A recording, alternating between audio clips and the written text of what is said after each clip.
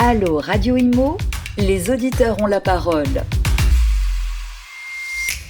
Bonjour à tous, bienvenue dans Allô Radio Imo. On est ravis de vous retrouver chaque semaine sur Radio Imo et je suis ravie de vous présenter deux expertes aujourd'hui pour répondre à vos questions. Alors là, aujourd'hui, on va parler de la parité dans l'immobilier avec l'Observatoire de la charte de la parité dans l'immobilier et puis la deuxième édition, les résultats de cet observatoire qui ont été dévoilés il y a quelques semaines. Je reçois Isabelle Rossignol, bonjour. Bonjour. Vous êtes la présidente donc, de l'Observatoire de la charte de la parité dans l'immobilier. Et Lina Mounir, bonjour. Bonjour.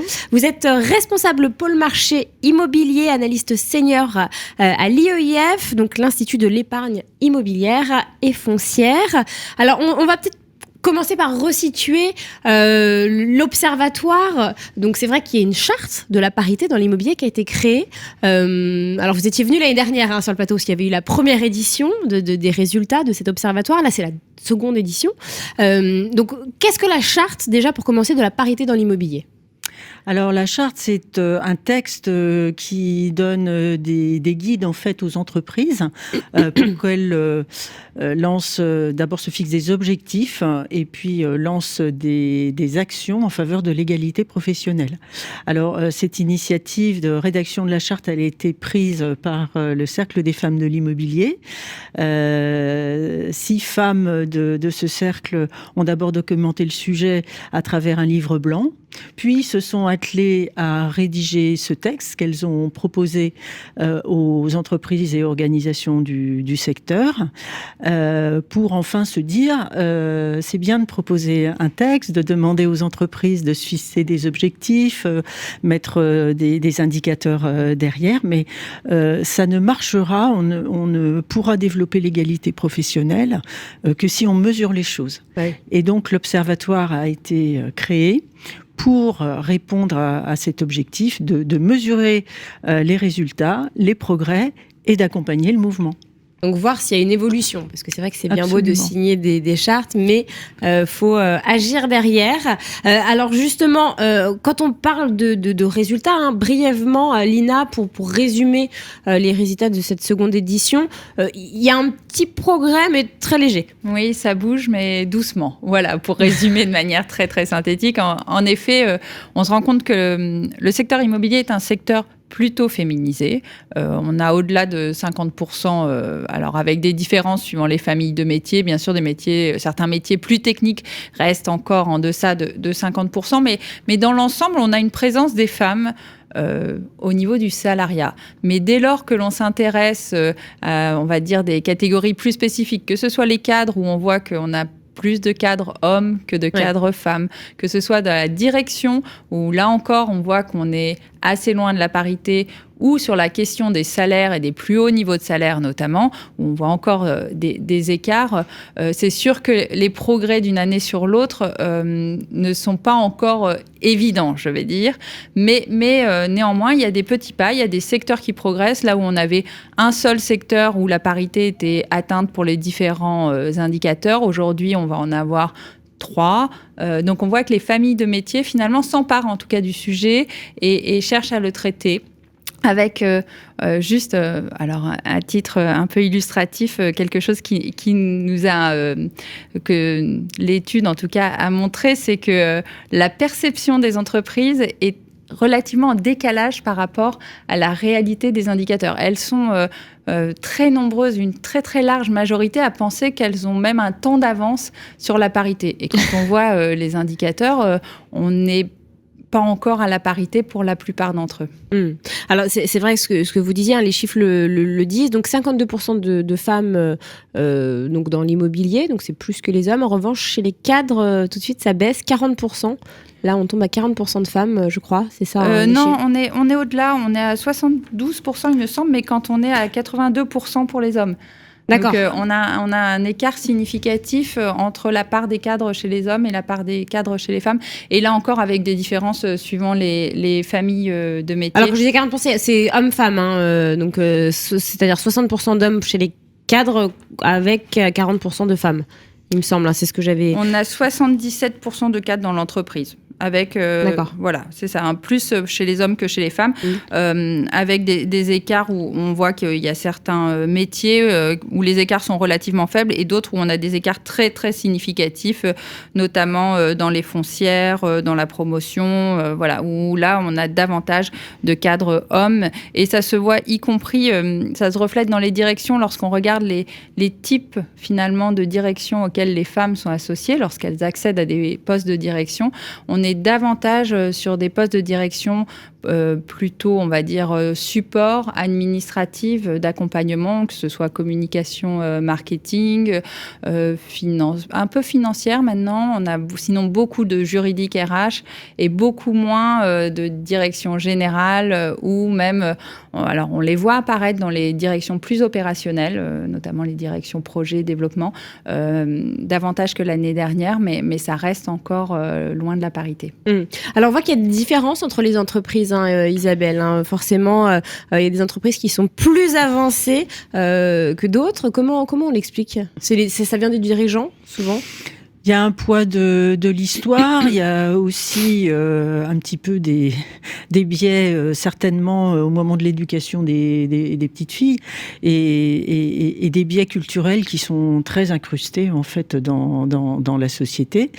Et puis, pour certaines entreprises, des difficultés également à recruter parce que les viviers, entre guillemets, notamment les viviers d'étudiantes, sont encore trop peu fournis. Et je pense notamment aux entreprises qui proposent des métiers techniques et notamment qui s'adressent à des ingénieurs.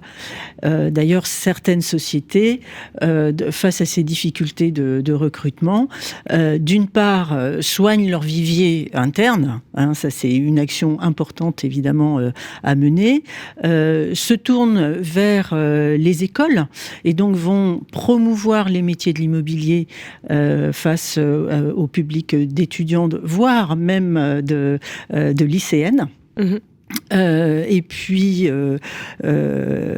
également parfois vont rechercher avec succès des talents dans d'autres secteurs que l'immobilier. Et ça, comment on l'explique ? C'est encore une fois l'éducation, pourquoi est-ce qu'on manque de candidats dans certaines filières ? Je pense qu'effectivement, nos métiers, d'abord, ne sont pas forcément très connus, et notamment les métiers de la filière technique ne sont pas toujours bien perçus, et notamment tout le travail d'équipe et d'animation d'équipe que ça implique et qui pourrait intéresser davantage de femmes ou de jeunes filles au moment de leurs études. Alors, comment on explique aussi donc, le fait que plus on monte dans la hiérarchie, moins il y a de femmes ? Alors, pourquoi est-ce qu'il y a moins de femmes dans la hiérarchie ? Il y a déjà un moment absolument critique, c'est celui de la maternité.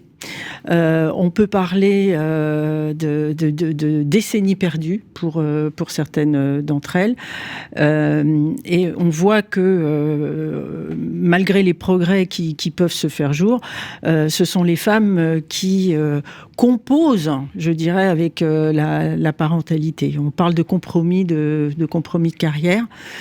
Ça pose le problème de l'accompagnement à la parentalité en général. Je pense que ça, c'est un problème vraiment qui subsiste, sans compter effectivement du manque d'attractivité, peut-être parce qu'on n'a pas su bien les expliquer, des métiers de l'immobilier pour les femmes, et sans compter les biais cognitifs qui, je l'espère, vont s'estomper de plus en plus et qui font que on a moins tendance à proposer des promotions ou des augmentations derrière aux femmes.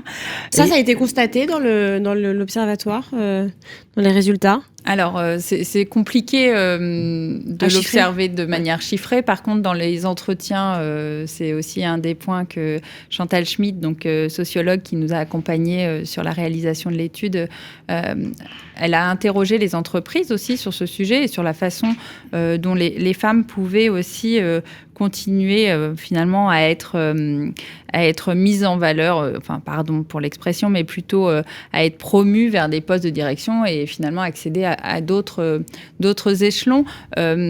Dans les réponses qu'elle a eues, avec lesquelles moi je ne suis pas forcément en ligne, mais il y a eu notamment le fait que il n'y avait pas forcément le socle nécessaire de femmes pour pouvoir les faire évoluer et qu'aujourd'hui on en était déjà finalement à créer ce vivier de talents féminins que l'on allait par la suite pouvoir faire évoluer au sein des différentes structures. Mais juste pour mémoire, les métiers, le secteur de l'immobilier fait partie quand même des secteurs les plus féminisés depuis plus de 50 ans. Donc je pense qu'il y avait des femmes aussi, mais que c'était pas forcément dans l'air du temps de leur proposer des parcours et des évolutions significatives, et qu'aujourd'hui on en a pris conscience et qu'on se dit ok, alors comment on essaye d'équilibrer finalement ces postes de management puis ces postes de direction. Isabelle? Alors les femmes aussi se limitent, hein.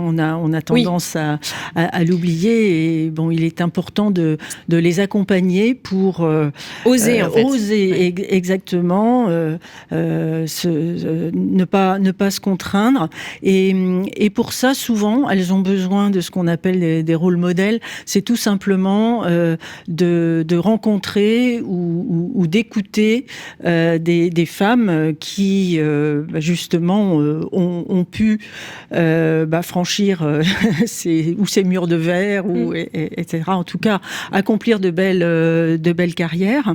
Alors, on n'est pas obligé de choisir ses rôles modèles parmi les top dirigeantes, hein, mais on peut en trouver à tous les échelons de l'entreprise.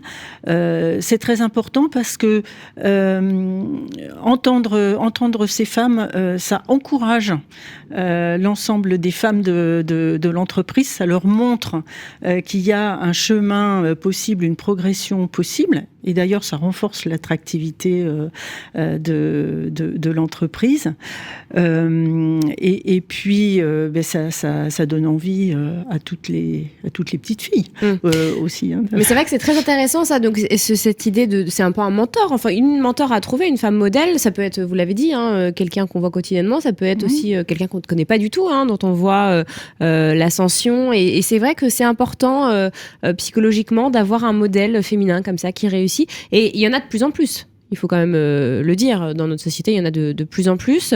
Après, c'est vrai que les femmes, donc ça, il y a eu une table ronde, hein, je précise, il y a quelques semaines au sein de Nexity que vous avez brillamment menée.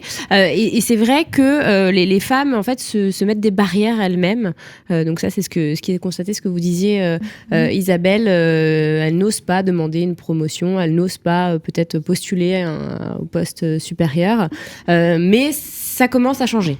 Ou elles n'osent pas aussi parfois prendre la parole en public parce que au-delà du fait qu'elles soient dans des postes de direction ou des postes de management, il faut aussi les rendre visibles finalement pour qu'elles puissent jouer ce rôle de femme modèle. Alors nous, on le voit à l'IEIF puisqu'on organise aussi de nombreux webinaires, tables rondes, ce genre de choses. Et on a beau contacter à parité hommes-femmes pour essayer d'avoir un panel...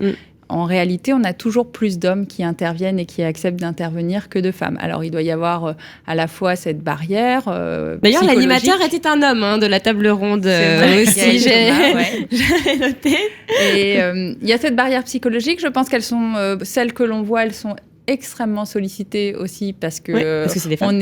Parce qu'on est tous dans cette logique de se dire que il faut aussi mettre en avant les femmes, mais Après, est-ce que c'est bon aussi ça? C'est vrai que c'est un peu la polémique au niveau des quotas aussi. Voilà, est-ce qu'il faut imposer les quotas? Est-ce qu'il faut prendre une femme parce que c'est une femme? Est-ce qu'on la prend pour ses compétences au final, ou est-ce qu'on la prend parce que c'est une femme? C'est vrai que la question peut se poser aussi. En réalité, y a tellement de profils différents. Il y a beaucoup de personnes qui interviennent uniquement aussi pour leur titre et leur poste et pas toujours sur leurs compétences ou sur le niveau philosophique de ce qu'ils vont dire. Donc, moi je pense vraiment que si on cherche bien, on peut les mettre en avant et elles auront aussi finalement, au-delà de ce qu'elles vont dire et de ce qu'elles vont présenter, elles donneront envie peut-être de se projeter dans des métiers de l'immobilier ou en tout cas, elles montreront que c'est possible. Et en général, d'ailleurs, elles préparent toujours extrêmement bien leurs interventions. Non seulement il y a beaucoup de femmes expertes dans les entreprises et les organisations, mais quand elles s'expriment, c'est toujours parce qu'elles se sentent compétentes sur le sujet. Alors, j'aimerais revenir du coup sur la fameuse table ronde, le jour où les résultats ont été rendus publics. C'est vrai qu'il y a eu divers avis sur notamment le congé parental.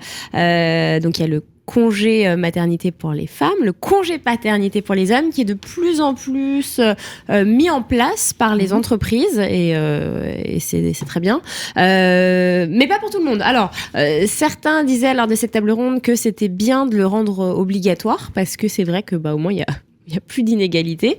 Et puis d'autres disaient que non. Alors, il y avait des patrons qui disaient qu'ils avaient peur que les papas en profitent pour ne rien faire et ne pas aider leurs femmes. Alors moi, j'ai trouvé ça un petit peu exagéré. Mais voilà. Quel est le retour par rapport à ça ? Alors, le retour par rapport à ça, d'abord, c'est qu'il faut bien distinguer le congé paternité du congé parental. Oui. Enfin, le congé maternité et parental, oui. Et congé parental. Si on parle du congé maternité, effectivement, il y a un contrepoint maintenant, le congé paternité, qui est de plus en plus la norme. Oui. Il n'est parfois pas tout à fait aussi bien rémunéré que le congé maternité, et il est important qu'il y ait une égalité de traitement. C'est une bonne chose parce que le côté vie ma vie, il est bon vis-à-vis des enfants, il est bon dans le fonctionnement des foyers, je dirais, et il est bon tout court dans ce que j'appelais tout à l'heure le compromis de carrière au moment de la parentalité. Après, l'autre constat, c'est qu'en matière de congé parental, alors là, il y a une inégalité flagrante, sans doute due à notre... Donc c'est après le congé maternité, pour les auditeurs qui nous écoutent, ça permet aux femmes de poursuivre leur congé maternité. Après, c'est pas bien rémunéré du tout. Alors vous dites ça permet aux femmes, ça pourrait permettre aux hommes aussi, oui c'est vrai. Et c'est effectivement tout le contrôle, tout le problème et un sujet, je dirais, de société, un sujet culturel. Ce sont les femmes qui prennent les congés parentaux, qui en général sont mal rémunérés. Parce que il faut le dire, ça n'a rien à voir avec le congé maternité. Absolument. C'est quelques centaines d'euros. Et ça contribue malheureusement souvent à la décennie perdue pour ces femmes-là qui ont du mal à rattraper le train. Alors, j'ai dit femmes parce que c'est vrai que y a de nombreuses femmes qui le prennent parce que c'est vrai que le congé maternité est quand même assez court en France. Et parfois, on met plus de temps à se remettre d'un accouchement qui s'est pas forcément bien passé. Si on a envie d'allaiter aussi, et qu'en tant que femme, c'est vrai qu'il y a d'autres choses qui rentrent en cause. Et c'est vrai que on a peut-être envie de continuer. Alors là, il y a une actualité qui est tombée cette semaine, un congé de naissance qui serait mieux rémunéré selon notre président de la République, Emmanuel Macron, et qui serait possible donc pour les deux parents. En revanche, ce serait beaucoup plus court, ce serait 6 mois, je crois, maximum. Donc ça, ce serait intéressant donc pour les deux parents. Oui, alors en soi, pourquoi pas allonger c'est une sorte d'allongement du congé maternité-paternité qui serait plus. Pourquoi pas, mais ça ne résout pas le... En fait, on n'est pas parent pendant 6 mois ou 1 an, on s'engage pour plus longtemps. Et ça ne résout pas la question de la parentalité sur le long terme. Et c'est vrai que sur la question notamment de rendre ce congé obligatoire, nous, ce dont on se rend compte dans les chiffres de notre enquête, c'est que finalement... il n'est pas pris de manière équivalente, mais le congé paternité est finalement rentré dans les mœurs et les pères, finalement, le prennent assez bien. Par contre, oui, parce que l'année dernière, vous me disiez que certains hommes n'osaient pas le prendre encore. Donc ça a changé depuis l'année dernière. Oui, là, on est... Alors, en gros, on en a 1,25 prix pour 10 femmes et 1,1 prix pour 10 hommes. Donc, les écarts ne sont pas si importants que ça. Donc, on voit que ça se réduit et ça devrait être encore amené à se réduire si les entreprises compensent les salaires, parce que là aussi, sinon, c'est pas forcément incitatif pour prendre son congé paternité, parce que dans le cas de la maternité, les congés, le salaire est compensé quasiment à 100%. La vraie question, c'est sur ce congé parental, de comment on accompagne la parentalité sur le plus long terme. En réalité, nous, dans nos stats, on a 8 fois plus de femmes que d'hommes qui ont recours au congé parental. Donc, c'est quand même énorme, y compris dans des secteurs très féminisés où sur tous les autres indicateurs, on avait une parité qui était atteinte ou dépassée. Donc, ça soulève d'autres questions. Ça soulève les questions au-delà de question du congé et du salaire, c'est l'accompagnement pour la garde, les systèmes de garde qui peuvent être mis en œuvre. Juste pour vous donner un chiffre que j'ai trouvé un peu effrayant, une enquête Ipsos révèle que parmi les hommes de 25 à 34 ans, donc plutôt jeunes, 60% pensent qu'une femme qui fait carrière ne peut pas faire en même temps une bonne mère. Ah oui, c'est sympa. Donc, il y a encore des stéréotypes très fortement ancrés que on ne peut pas à la fois avoir une carrière et jouer son rôle de mère pleinement. Ce qui est totalement idiot, parce que il y a des mères au foyer qui sont des mauvaises mères. Enfin, ça veut rien dire. Mais bien entendu. Et ça occulte la question du qu'est-ce qu'un bon père. Oui, c'est vrai. Vous vouliez réagir sur justement c'est cette prise du congé parental et du congé paternité ? Oui, je pense que quand même, même si je rejoins totalement Lina sur le fait que ça ne résout pas tout et qu'en tout cas, les entreprises qui veulent répondre à ce sujet mettent en place effectivement des actions comme l'accompagnement pour la garde, le télétravail, une forme d'encouragement pour que la parentalité soit quelque chose de finalement de banal dans le bon sens du terme dans la vie professionnelle. Mais par contre, je voulais souligner que c'est quand même un point qui répond à quelque chose, un phénomène qui va être assez majeur dans les années qui viennent. C'est le fait que on va manquer de mode de garde. On va manquer de places en crèche et surtout... On en manque déjà. On en manque déjà. Et surtout, on va manquer d'assistantes maternelles. Parce qu'il va y avoir énormément de femmes assistantes maternelles qui vont partir en retraite. Et aujourd'hui, on ne voit pas comment les remplacer. En tout cas, pas proportionnellement. Et sans compter qu'il y a d'énormes disparités géographiques dans le nombre de places et d'assistantes qui existantes et à venir. Et ça, c'est un problème que vous soulevez. C'est vrai que quand on devient parent, quand on est salarié, c'est un stress permanent, en fait, le mode de garde. Comment on va faire garder nos enfants? C'est quelque chose que vous constatez, que vous relevez dans vos études?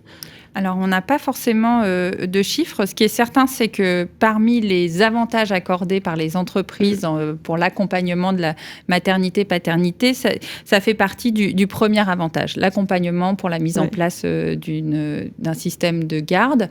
Après, les entreprises de grande taille, en général, le proposent. Celles de plus petite taille, c'est souvent pas le cas. Alors, elles le proposent, mais c'est souvent limité, hein. C'est-à-dire qu'il y a un certain nombre et donc il y a des listes d'attente. Il y a un nombre de berceaux limité. Voilà, donc ça ne veut pas dire que tout le monde aura forcément une place. Après, il y a d'autres accompagnements possibles aussi qui peuvent être des aides. Mais aujourd'hui, ça fait quand même partie du point de départ de la capacité finalement des salariés, hommes ou femmes, à pouvoir travailler sereinement aussi toute la journée. Donc, c'est pour ça qu'au-delà du congé de départ, il y a toute la suite.